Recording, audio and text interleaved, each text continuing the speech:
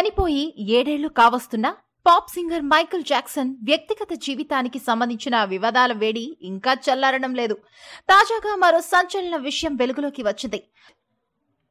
ఓ స్నేహితుడి కూతురు harrier లిస్టర్లను Jackson పెళ్లాడాలనుకున్నాడట. అతనికి ఆ ఆలోచన కలిగినప్పుడు ఈమా లిస్టర్ల వయసు 5 ఏళ్లు. బాలనటిగా హ్యారీ పోటర్ సినిమాలో ఏమా నటన జాక్సన్ ను ముగ్ధుణ్ణి చేసిందట. ఆ సినిమా చూసిన తర్వాత ఆ అమ్మాయిని పెళ్లి చేసుకోవాలని జాక్సన్ భావించాడట. చెందిన స్నేహితుడి కూతురైన లిస్టర్ను మాత్రం ఆమె యవ్వనంలోకి అడుగుపెట్టిన తర్వాతే పెళ్లాడాలనుకున్నాడట. వివాదాస్పద విషయాలను జాక్సన్ వ్యక్తిగత ఫిజిషియన్ గా పనిచేసిన డాక్టర్ ఎడ్వర్డ్ ముర్రే వెల్లడించారు.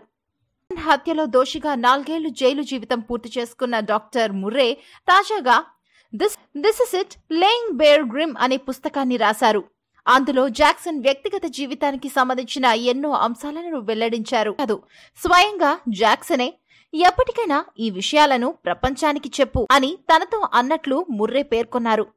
బహిరంగ ప్రదేశాల్లో తిరగడం, నైట్ క్లబ్లకు వెళ్లడం, చిన్న చిన్న హోటళ్లలో బస చేయడం లాంటి పనులు మైకేల్ జాక్సన్ కు ఎంతో ఇష్టమని, అయితే తాను కనబడితే కాల్ గర్ల్స్ అభిమానులు మీద పడిపోతారేమోననే భయంతో జాక్సన్ మారువేషాల్లో ఆయా ప్రదేశాలకు వెళ్లేవాడని డాక్టర్ ముర్రే తన పుస్తకంలో రాశాడు.